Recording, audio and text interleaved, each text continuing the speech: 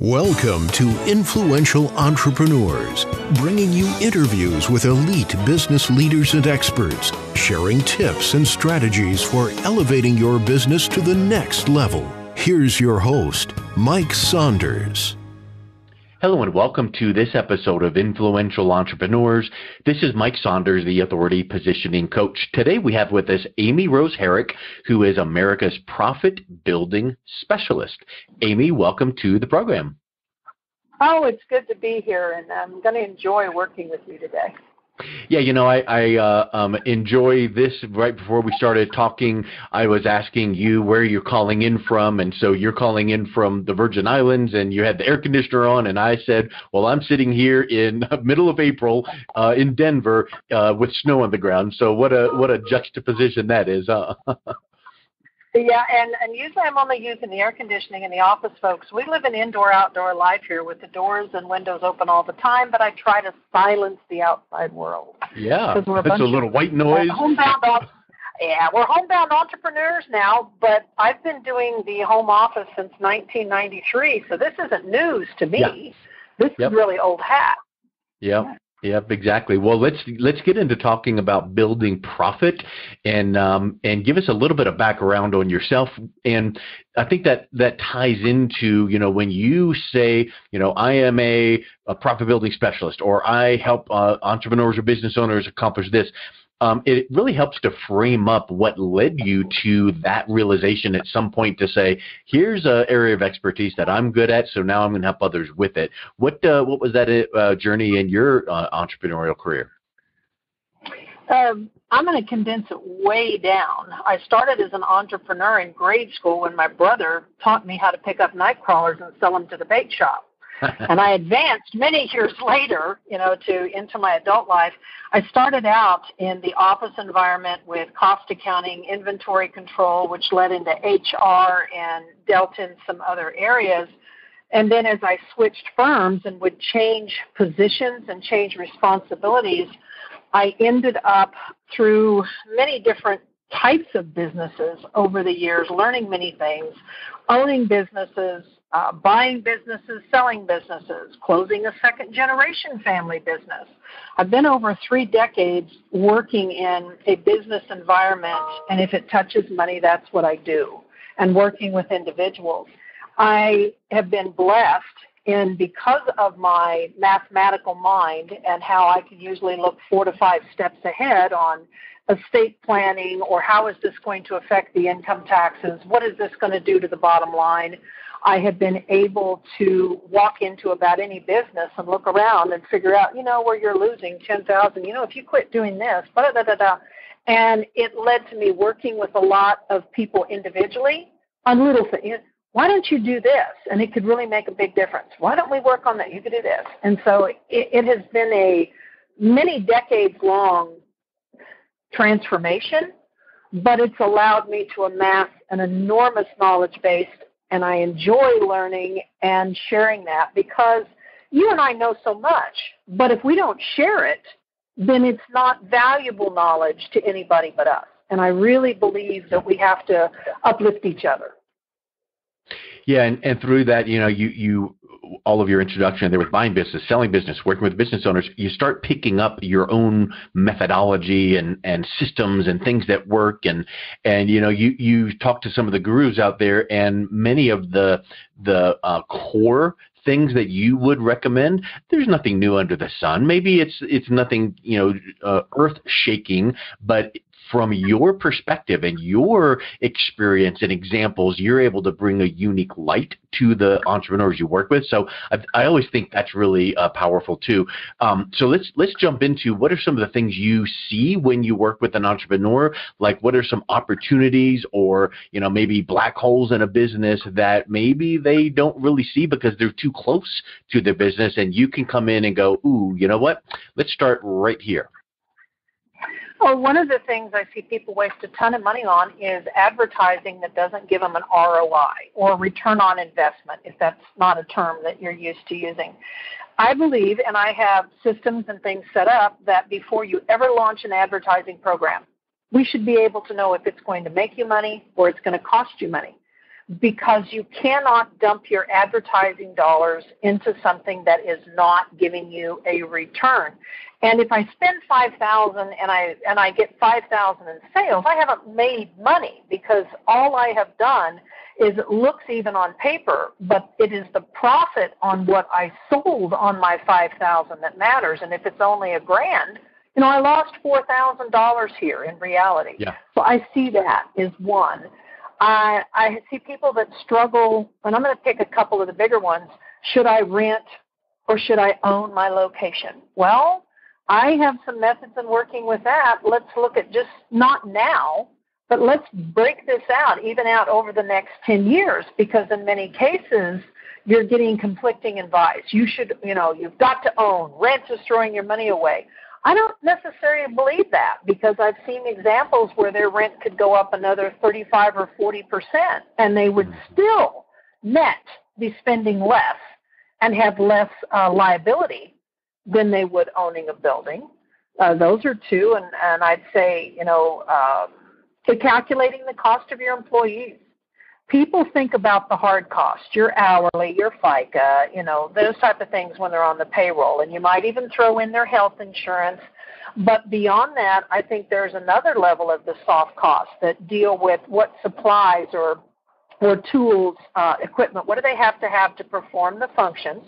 And then there's a third level, which is think of your overhead. If I have a space and I have 10 people sitting in it and they each have how many square feet, I believe that's a cost of the employee, because if we have a contractor, they are not usually on site, and I don't have that location-based. And we can totally blow it on what the true cost of our employee is. We think this person is costing us $20 an hour. And when we really look around based on what is required for them to operate, well, maybe they're $60 an hour, and it completely changes the perspective. And that's just a few, because I don't believe a business makes mass profits in any one area. I think it's, maximizing every area that you can based on your dynamics. And different businesses have very different dynamics, but you see some of the same problems from business to business because they don't have classes on some of these things, or it just wasn't anything that showed up in your business plan. Yeah, that's a big observation right there. Is you might be, just like Pareto's principle, the 80-20 rule. That this particular business might just be really killing in one certain area, but they're making 80% of their profit from that one area. But it's almost from the perspective of opportunity cost. If you're focused on that, where are you not focused on? And maybe someone from the outside could come in and shine a magnifying glass on a couple of the other areas and go, hey, as diligent as you are in this particular area and really making most of the profit, what if we just polished up right here and right there? And what if we brought one of your current team members in to focus on this piece right here because there's some missed opportunity? And now all of a sudden, you're really firing on all cylinders. Exactly. And most of the time, we are focused on sales and revenue. Yeah. And sales and revenue drive every company. We know this. That has to have sales and revenue, and everybody has to be on board understanding how important sales and revenue are.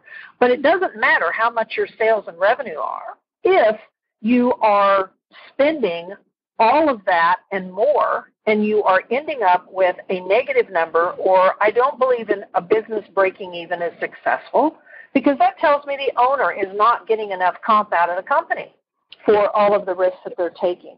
And I think that we get, we had a great year, our revenue went up, 250%. That's great. Show me what your net is. Yes. Yeah, because you can make, hey, we had $1 million year.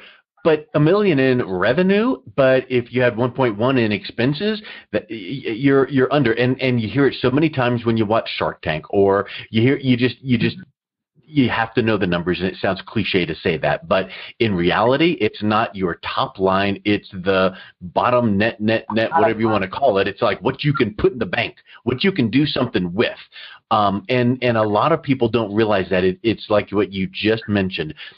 Give me more numbers. I need another sales team. I need another sales person. But it's almost like having that bucket with holes in it. You're dumping more water in, and you feel good that you found a new water source. But then if the water's flowing out of the holes, you might need to pause on the new water and plug up as many of the holes as possible. Now, again, using that analogy, maybe you've got that bucket and you can't do anything about it, and you're not going to be able to get all the holes plugged, 100%, but you better work on as many of them as you can. And then when you add some more water or sales, now you're going to retain as much of it as possible. There's never the perfect scenario of everything. You never get all of the expenses, leakage fixed. But I think that that's something that sounds so common for us to say, and people kind of nod and go, yeah, makes sense. But it still happens all the time. It does. And another place that I see, that goes through is replacement costs. Most businesses, I don't think, adequately plan for replacement costs, which goes back to, breaking even is never enough. If we go through, we can put, in the budget, look, if you have vehicles, they are going to wear out, or you're going to replace them for whatever reason. What about your laptops, computers, printers, all of the stuff? What about the tools the guys are using if you have a production line? What about this machine over here? Everything has a life, or a newer, better, even our cell phones. You look at these type of things. And I really have to work with business owners sometimes to not use the reactive approach. Oh, darn, we've got to replace this. Now, what are we going to do? How are we going to fit it in? To start looking at how much and, what if? I like round numbers because they're easy for me. What if we looked at what you were going to have to replace over the next 5 years, and it came out to be $1,000 a month that we have got to set aside in a reserves type of an account, can't touch it. So when these items wear out or when it's time, we can pay cash for them, or we can watch for the opportunity of a sale to pay less and get rid of the carrying cost and the interest and those type of things that suck the profit away, and you will never get it back. And I've tried to get this across to individuals as, you just bought a $25,000 piece of equipment, and you're paying 10% interest a year, which is an extra $2,500 for the next 5 years. You just paid $40,000 for that $25,000 piece of equipment. And I've looked at your books. You can't afford it. And that's why I say there's so many different areas that once a business can dial in this area, great. Now let's dial in another one. And it's a progression. And if you choose to sell that business, and I believe every business should be sellable from day one, because you don't know the circumstances of when you want to let it go. Got to sell it quickly. And it makes a big difference, because if you learn these, and we'll call it your baby business number one, this is your baby, you can still take that same concept and learning and apply it to the next business. And, many entrepreneurs are serial. They don't keep the same business. They grow it to a certain point, and we want to go grow and do something else. Yeah. Or, there's another opportunity. And sadly, I think from my observations, there are many businesses that are wonderful opportunities, but they may not have a lifespan of more than 5 or 10 years. And I'm going to give an example. Did anybody ever rent Blockbuster videos? Yeah, sure did. But it was a wonderful business for a period of time. It reached a point where its lifespan was over. It didn't make it a bad business.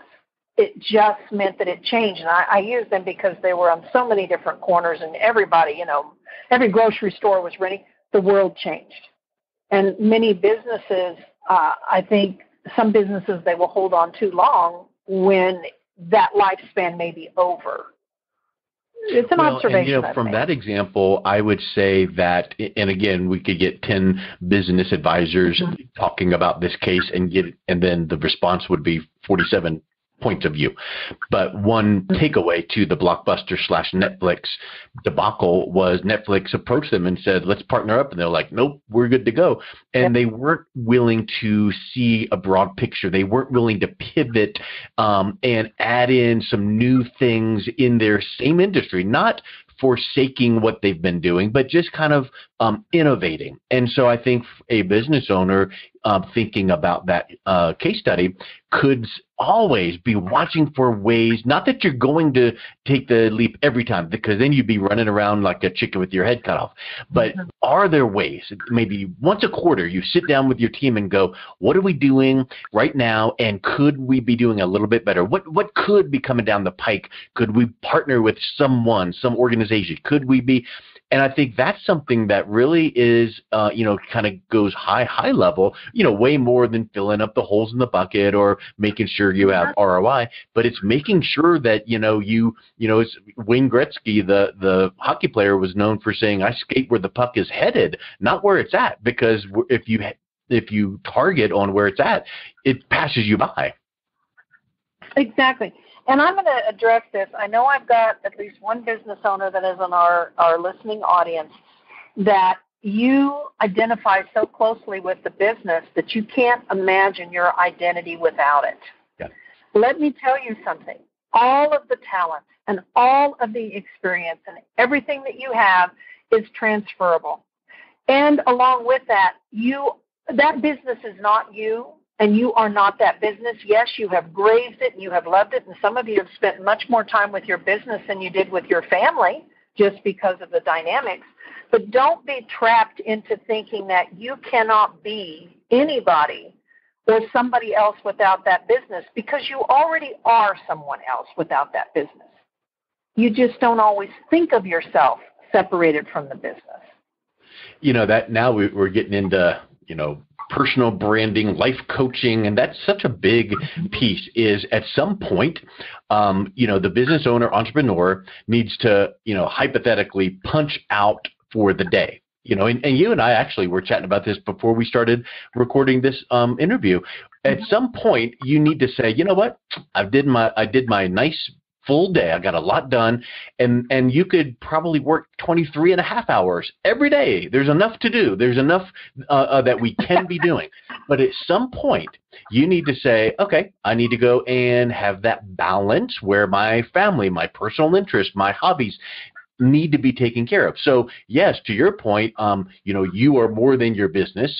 So that's something that you need to be all in when you're there, but then you need to be willing to go, okay, and now it's 5 o'clock at night, 6 o'clock at night, whatever the case is. And now I'm all in and all there with my family or with my hobby that I'm doing or with my ministry or my church group. So I think that that's a really big piece. And you hear this, I guess I'll call it a gripe, but you hear this observation so many times where the spouse comes home and they say, you know what, you're here physically in the house, but you're really still mentally back at the office. So let's be here. And that's a big struggle, and it's so hard to overcome, I realize. Yeah, and I think in many cases it comes back to cash flow, because that is one of the big things on the cash flow of business, that they never turn it off, or they're laying there at 2 o'clock in the morning with their eyes open, and it's the only thing that they have on their mind. And that can be a huge thing, because they can't shut the door, because, what do I do next? What do I do next? Okay, and that's when you need to reach out and get some help. Yeah. What if they reached out, got some help from someone like yourself? You could show them where the holes are, plug some of this up, show some of these unseen opportunities, and in a period of time of working with someone like yourself, maybe they go, you know what? I'm not making any more top-line revenue than I was, but doggone if I'm not putting money in the bank now. And they can almost breathe a sigh of relief, so that now they're laying in bed or going home going, okay, the business is there and we're doing good. We got a couple bucks left over at the end of the month. We don't have more than money. And that's a big thing there, because yes, maybe you are mentally not there because you got to grind it back to the office, but maybe you're grinding when you don't really have to. Right, and I've worked with many business owners over the years that were, when I say, breaking even or very close, they struggled the most during, I would say, February, March, and April. And the reason for that is they come into January, which is a little off the holidays, but how many days does February have in it? Typically 28. Yeah, and there are a lot of businesses that, if you really look at it, They make their profit. By the time that you cover all of the expenses and everything else, they're making their profit during that last 2 to 3 days of the month. And you take away those 2 to 3 days in February, and it's painful because it's not there. And so they go in behind in March and trying to catch up. And that is another really good clue when you're looking at what some of the profitability is, to look and say, okay, well, right now, based on this model, you have got to be profitable 27 days of the month in order for you to break even. That means if we have a snowstorm, we have, an interruption in power, we have anything else that takes any of those days away, this is a major issue. What are we going to do for a backup plan? How are we going to overcome this? And that, again, can be another symptom on a business that they need some help to do something different. And, again, that's a real eye-opener for some business owners, that they're really only making money a couple of days of the month. All the rest of the time, they're just covering the overhead. And it's painful. Yeah. But once you identify the problem, you can do something about it. Yep. Really big. Well, I think we could probably talk for another 4.5 hours on this and still be, on our first breath of, scratching the surface. So tell us, Amy, what is a couple points that you would want to wrap up with? And then what's the best way that you would recommend that someone could reach out and learn more and connect with you? Well, if there was a couple of points I could give someone, if you could do it well yourself, you would have done it by now. Yeah. And if it's not done, it's time for you to hire qualified individuals to come in and help you do it. Whatever it is, working on your website, rebuilding displays, I don't care. Whatever the case is, don't be afraid to get, and I said the word qualified. There's nothing wrong with your brother-in-law's nephew if he's qualified. But if he's not qualified, it may cost you more money and take you more time than it ever would if you got a professional. The other thing that I would say is that I see businesses that do not tap into the interns very often. Many times you have a lot of interns that, especially in the technology world, that this is something that is so simple for them, and they're fabulous and wonderful, and they need some of that job experience, and we're not tapping into that intern world that we should be. So, and the third one would probably be the barter networks. Barter networks can be wonderful for growing your business, and they can also be very costly. So you need to know when you're making a profit in barter and when you're losing money. But those are sometimes areas I don't see people working with. If you wanted to get in touch with me, you could look and see some of the courses where I touch on a lot of different, very targeted areas to help businesses make more money by going to the secret, SECRET, profits, profits.com/courses. And there you will see a variety of courses that I have available, and it also has my phone number on it. If you wanted to book a call, you could just shoot a quick little text and say, hey, Amy, I'd like to talk to you. And I have another link that I can send you to book that. So I can be found. Excellent. Amy, well, thank you so much for coming on the show today. It's great talking with you, and I will make sure that this direct link to the secretprofits.com/courses is right there so people can access it. Thanks a million for your time. Thank you so much, and you have a blessed and wonderful day. The same to your audience. You've been listening to Influential Entrepreneurs with Mike Saunders. To learn more about the resources mentioned on today's show or listen to past episodes, visit www.influentialentrepreneurssradio.com.